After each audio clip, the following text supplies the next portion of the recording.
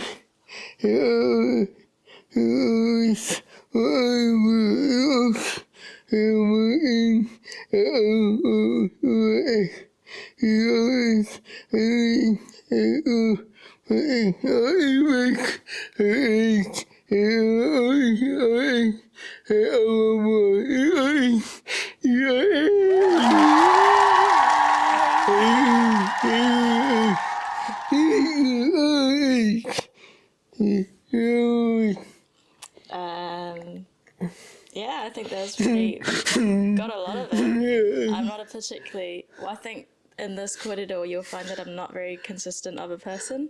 I just follow wherever my wairua takes me, so yeah, I think that's pretty good.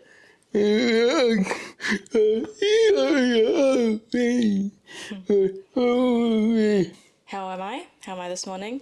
I'm feeling relatively calm for quite a busy period of my life. The main thing is we're moving out of this beautiful whare that I love so much. Yeah, so I'm glad you got to come here to do this while we're in this space. Yeah, it's just been such a busy period, but I'm actually feeling quite relaxed, weirdly. Yeah. Who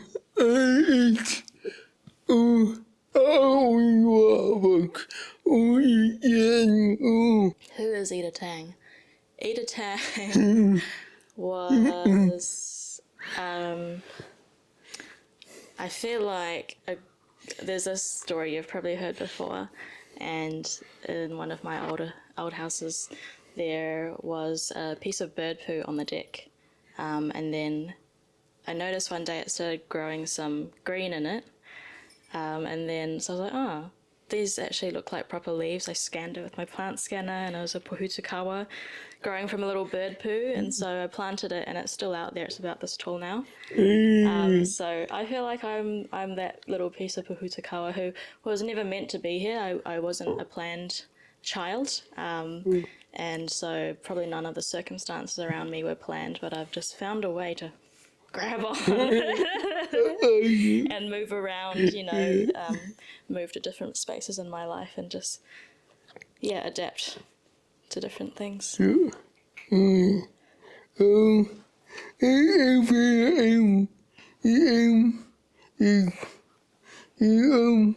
Speed round? Yeah. Awesome. I'm probably not going to be very fast.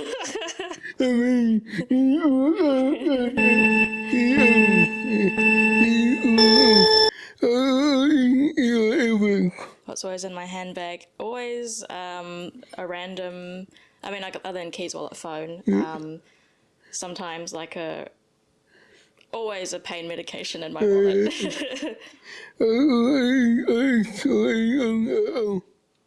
My favourite artist at the moment, again, very inconsistent person, but I've been listening a lot to Aro.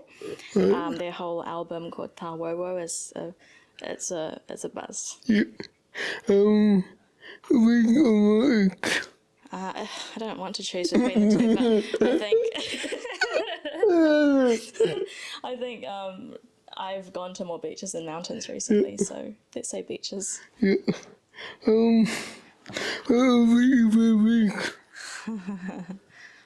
Probably when recycling isn't done right. Yeah, let's say the lack of recycling education in this country. Ooh.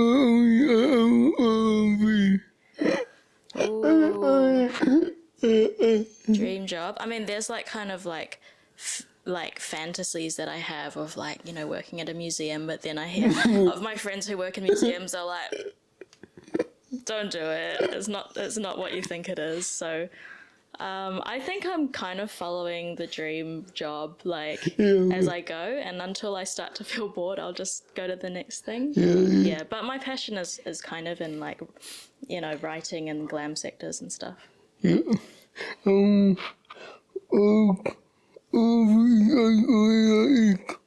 The best advice I've ever received. I've received a lot of good advice and a lot of shit advice. One of them that sticks with me is to hold things gently. Yeah, no matter how shit the situation is, it's just to hold it gently. Yeah. Favorite movie? I think my favorite movie is Everything Everywhere All at Once. Yeah.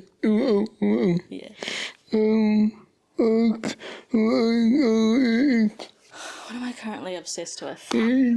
Yeah, I can't think of anything for that one.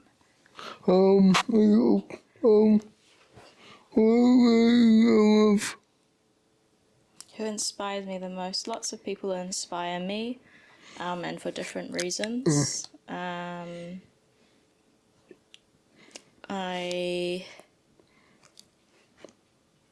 There's a couple of older Chinese wahine that I really respect the way that they've kind of navigated the world in the past so that I can stand the way that I do now. Yeah.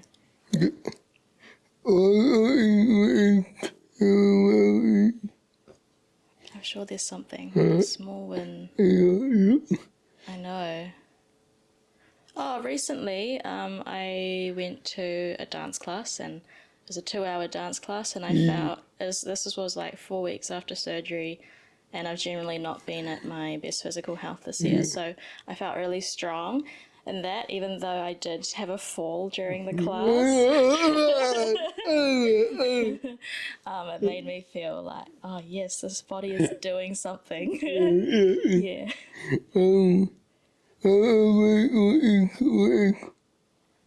Ooh, one habit that I wish I had was probably some sort of meditation, like making space to meditate in the morning or at night or something like that. I wish I had that patience.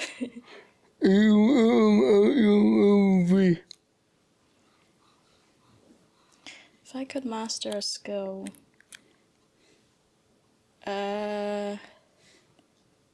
sometimes a skill is about the journey of getting to mastery, but what do I want? What am I not patient about? I'd love to be able to crochet just anything. You know how people can just crochet any shape of anything? I wish I could do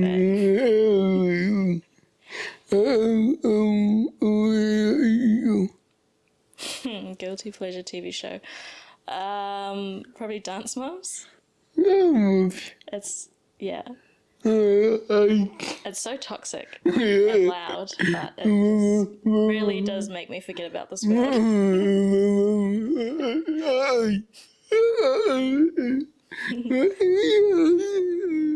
Yeah.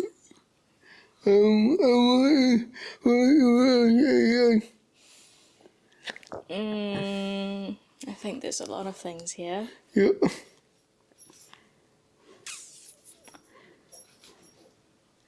What are the ones that aren't about what? Trying to think of ones that don't involve other people and they will feel bad that I laugh about it.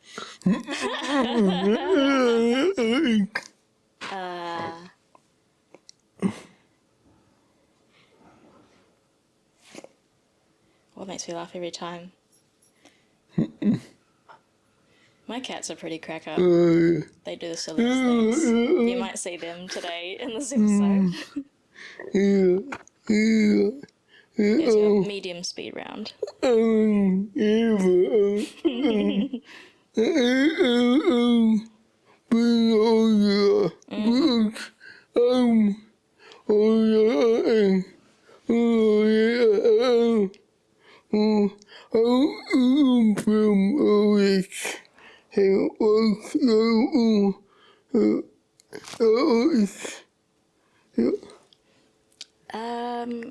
I think a storyteller is such a broad way of things, but I think the first seed was that my dad was my dad is an art teacher, and so always kind of went to all of his classes until I was 10 years old or whatever, and so gotten quite used to kind of mediating something that's seen before you into something else. So that was probably the first thing. And then in terms of writing, I was never a strong writer at school, terrible. At uni, I think uni it gave me that gift of writing, as it does. And there was a 2019 Christchurch mosque attack. And just seeing the way that, this event didn't happen in isolation, not in a bubble. It happened as a result of consecutive ways that we've been told what a certain group of people are like. So that really upset me and pissed me off, and I was kind of thinking about the demographics and the kind of news is the most powerful, immediate type of storytelling that we engage with every day. So I was like, oh shit, maybe journalism is the one. And coincidentally around that time, that's when a friend converted me from being the visual arts editor of Crackham to being the editor of Crackham, so going from visual to words. And then from then on, it's all been words. After that, during that time as editorship at Crackham, we connected with Stuff to mentor some of the journalists, and so that's how I got a relationship with Stuff. That's how I started going into Putiaki. It's always just become more important. It's never become less important. Yeah. And after Stuff, here at the D list. And there's so much work to do. And work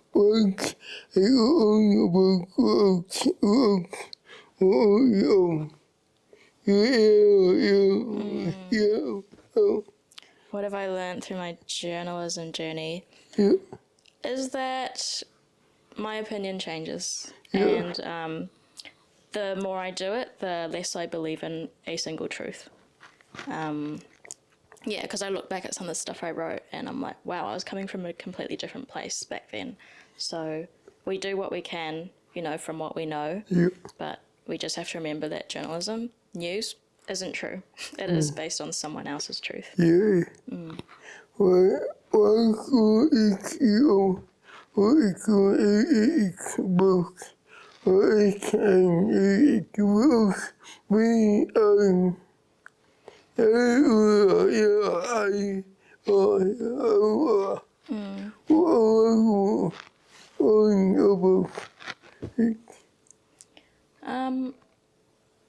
I think it's important to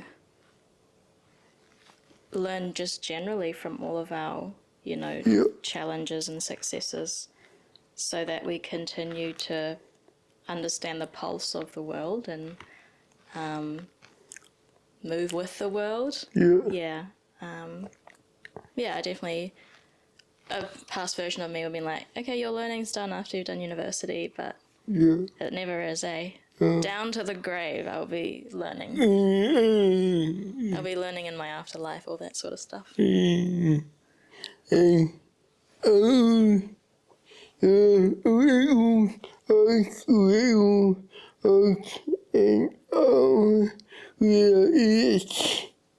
D list?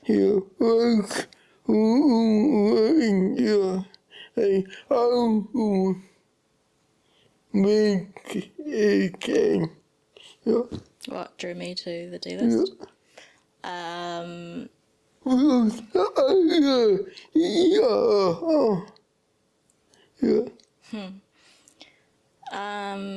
Since being at Putiaki, which hasn't been super as big as it has been. So Putiaki gave us the opportunity to slow down with our news making process, so that we could reach communities that otherwise wouldn't have the time to give you, their kōrero on a certain issue.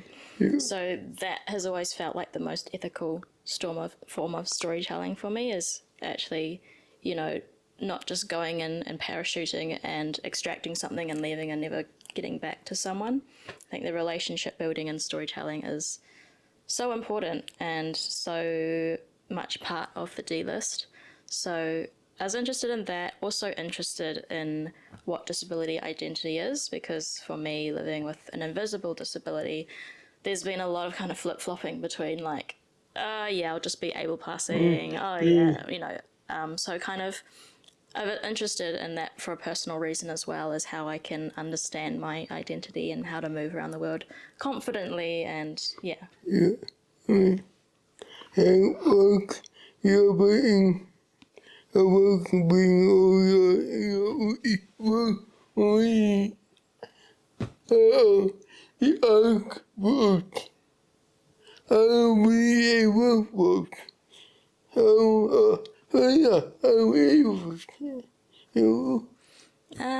For me, the relationships, I think. There are moments where we have like a very significant impact on something. We write about something like, we didn't realize that. That's awesome. But I think to learn from other people and the disability culture really gets you to understand the spirit, the essence of the person. And so it's just been a really wholesome way of meeting really neat people. Yeah.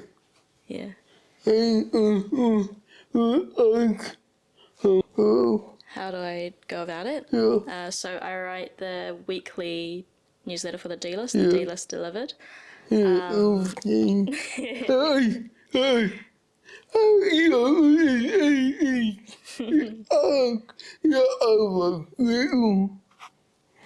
Yeah, sometimes I don't know either how it happens. But it's actually a really cool job because you need to be across everything news-wise in New Zealand on disability. So actually it gives you a bit of an advantage of like being able to take pulse of everything. So the newsletter consists of like a news section in the news, and then what we've been publishing on the D-list, and then like more kind of what you can do, events, kaupapa that are on in that time. So I love it. I feel like it keeps me engaged in everything that's going around as much as I can be.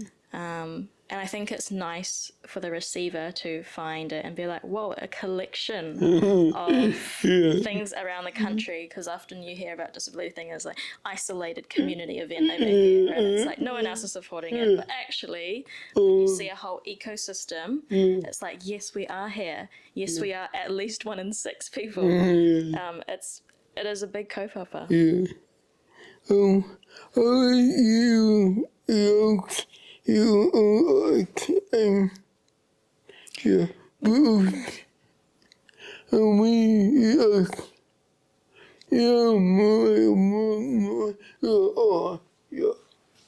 How's it evolved? When I first started with disability journalism at the D-list, at least, it was about kind of lifting up the voices of people in our community, which is that in itself is extremely important, because that it doesn't get done very much. But as we've gone on, we've experienced more and more aggression from certain people in power, and so the communities kind of come back and like, we need you to be more assertive, and you need to fight for us a bit more. So there has been a bit more of OAA to this place. I don't want to call it gotcha journalism, but journalism that actually highlights failures of people in power. I think that coupled with voices of our community both of those are really important ingredients. Well, I'll make clothes. Yes, about those. How I can eat.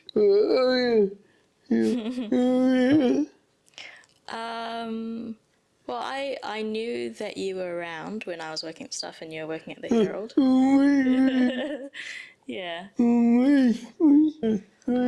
Yeah. So we met, walked across the road and sat at a cafe, and instead of actually working, we just got to know each other, which was really cool. Yeah. Yeah. And you know what's been cool since then is that, like, I feel like we've kind of gotten to know each other's communication style. Like, there are times where I, like, spend more of the day with you, and I'm like, this is so cool because I can talk to Will, Will can talk to me. Sometimes I know I just kind of look at you and I'm like, say that again? Yeah. Yeah.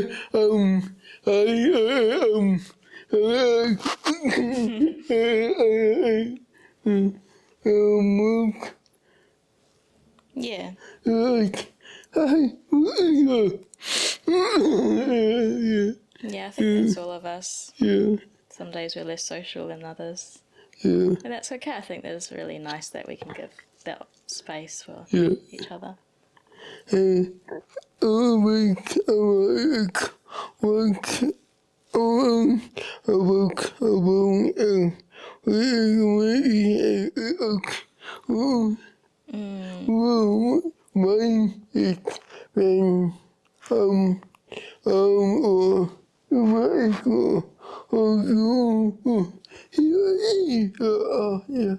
When you're feeling anxious.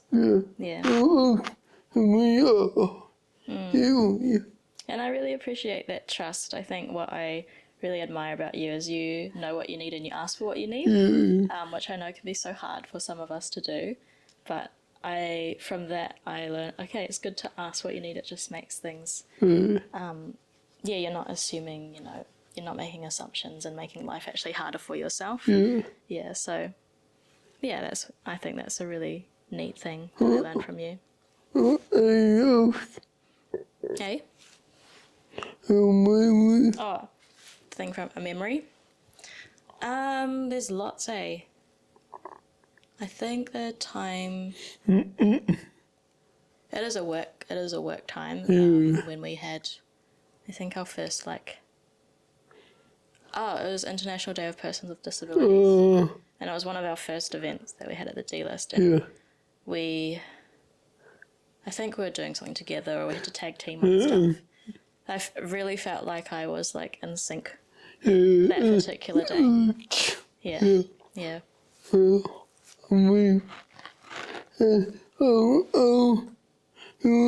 My question? For you? About anything? Okay.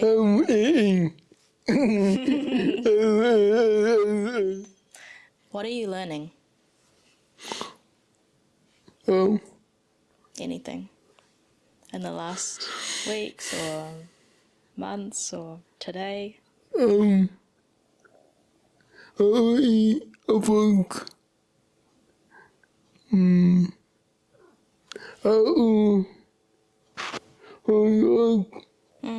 How to open up?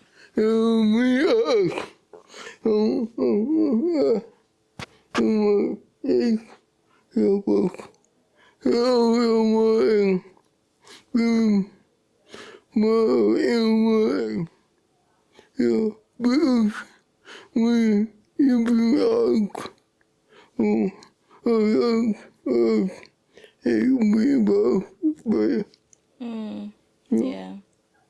That's awesome. It's so important.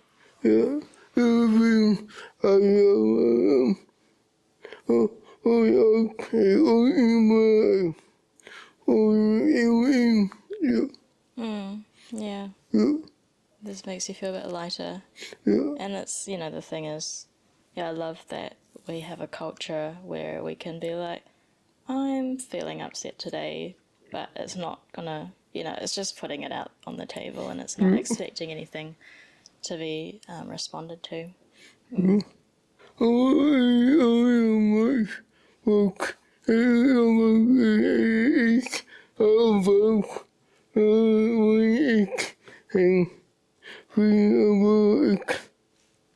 Thanks. So this series is about 7 non-Māori and their connection and their journey with Te Reo Māori and Matariki. And I think these days it's kind of still a novelty to come across someone who's non-Māori, especially non-Pākehā, to speak Te Reo. So I was like, yeah, I think it's an important kaupapa because you need to see, sometimes you just need to see someone who can do it to be like, oh, actually, I can also do it. And I've always thought that it's important for non-Pākehā to also engage with this thing because often when you think of biculturalism, you're thinking of Māori and European people. But that is not the case. So, yeah, I really loved Te Kuru's vision for this series. And, you know, he was very open to all parts of my life, and obviously the D-list is one of them, disability is one of them. And so the link we made there is, you know, disabled people are always on this fight for making choices on your own, not having other people make choices for you. So I think that was like a nice kind of way to connect the two kaupapa of, you know, being whaikaha and also, or being Māori, that fight for mana motuhake.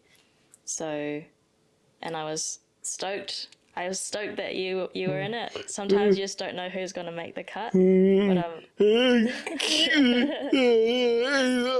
and there are some other shots that we're glad didn't make it.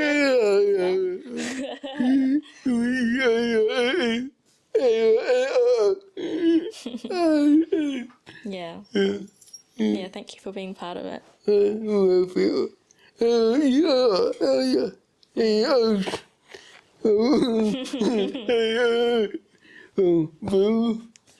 Thanks, that's so kind.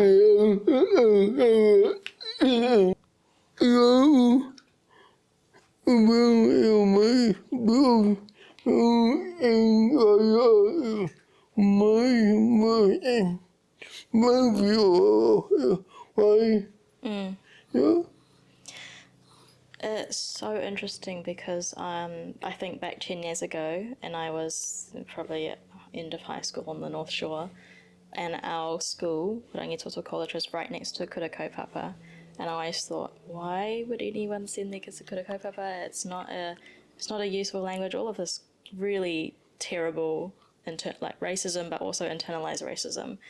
And then when I went to university, I met so many students who had come out of the Māori education system who were so strong in their identity and the way they stood.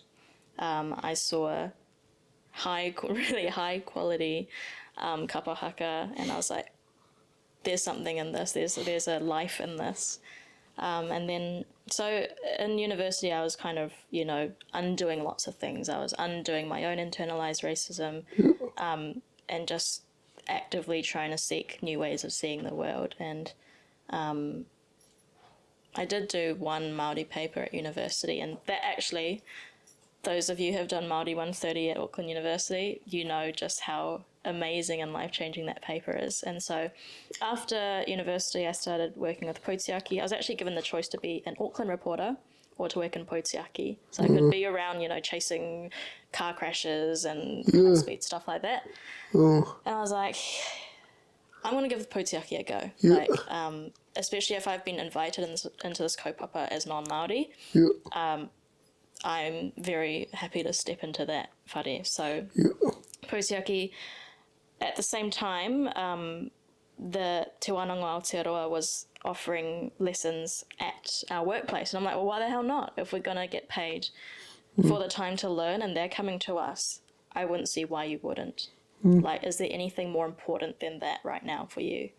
There really wasn't anything more important than that to me. So that's where I started, and I just held on to the kaupapa. When that course finished, I kept going to classes outside, you know, not because they weren't coming into the office anymore. Kept going to the classes all the way until Te Pinakitanga, just by sheer, you know, sheer determination. And once you get over that humbling nature of learning a new language, you're kind of comfortable. Like there's a discomfort that you get comfortable with in learning a new language, and my goodness, has it anchored me to, you know, I'm that pohutakawa that's grown from a bird poo. Now the pohutakawa has roots. Yeah, because, you know, I think a lot of people who aren't Māori feel a sort of like, there probably is a bit of guilt for some people, or a disconnection, or a bit of a what am I doing here? What am I benefiting off? But once you understand the world a little bit more, I think I don't feel the urge to want to go overseas because I feel like there's work to do here. I feel a connection, a responsibility, and I think that's something, it's a real privilege to feel that so much to a certain place. Yeah. Me, all being part of always work alone. What's been most rewarding about the journey is being able to give it back to other people. So, with the Waiata classes and the Te Reo classes, being able to give it back, you know, there's a lot of a bit of everyone who comes to my classes, but just being able to see a lot of particularly like older women who are Māori but, you know, initially didn't see themselves as Māori, being able to be like, you know, each term they come back a little more with their pepeha, and they come back and they start introducing themselves as Māori, and then, you know, people being like, I'm using my Māori name now. So those are like, honestly, so humbling, and I'm so lucky to experience that. Yeah.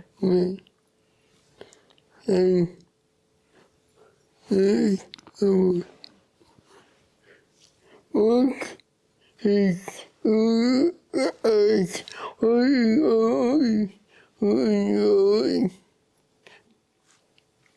What do I want to do after?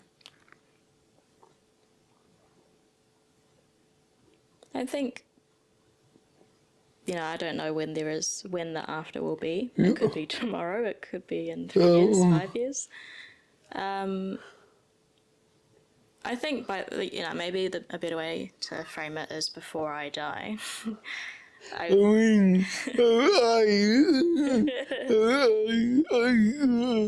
just be immortal. Yeah, honestly, I feel like I'm the person who'd have a really hard time retiring. Let's be real, it's probably going to be quite hard to retire in this day and age. There are kind of like related works, like, you know, working in galleries and museums and stuff. But then there are like completely different things. I'm like, what would it be like to be a mortician? You know, like I feel like,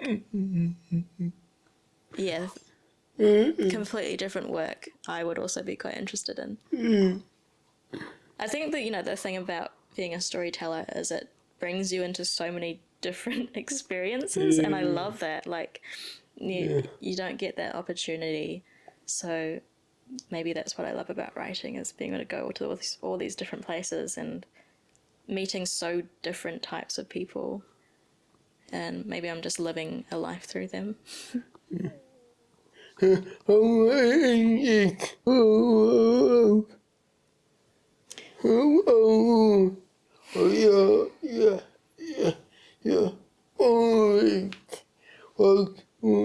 would I tell my younger self?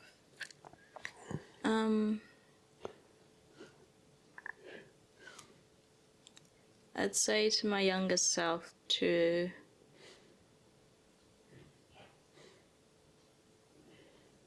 probably trust her gut a bit more. I know that she was a very quiet person. Every single report card, Eda is a quiet and conscientious student. Which is probably great if you're the parent of that quiet, conscientious student. But I think it took a long time for me, and it's still really hard for me to put my voice out there in fear of it being challenged or people disagree with it, which are both really fine things to happen. Like, it's all good to be challenged. It's all good that people disagree with you. But yeah, if there was a thing that I wanted to get my younger self used to, is to just say what's on her mind rather than trying to like shapeshift and blend in and you know, appease other people. What about you?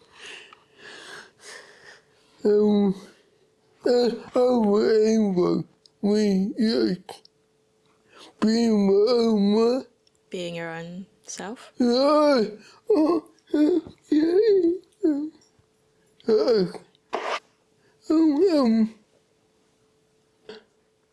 Side character.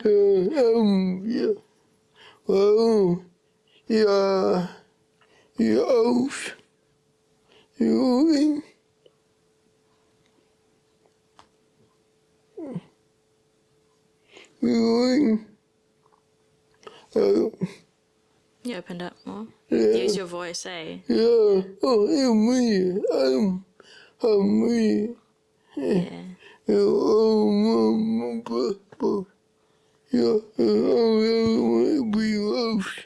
What was it that gave you the courage to use your voice?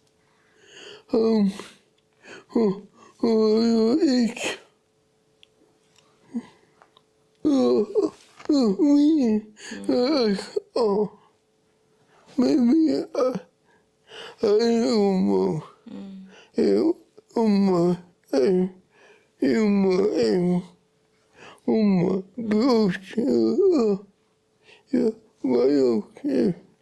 That's so cool. I'm glad you're here, and I'm glad you're telling stories.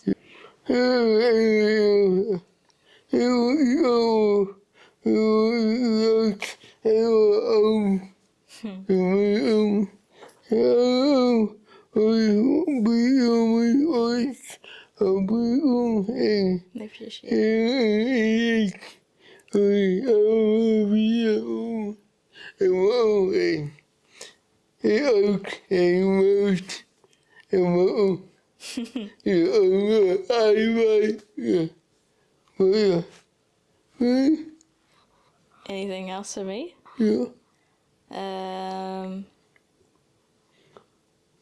What's next? Anything else for me? I feel like we could keep going if we wanted to, but you got a taxi to catch. No, thank you for thinking of me for season 3. Of course. Yeah, of course. And I'm really looking forward to the rest of like your work outside of paid employment, because I feel like that kind of work always shows where people's heart is at, because you know, as you say, not a lot of time outside of work, but I am really looking forward to seeing where your heart goes outside of mahi.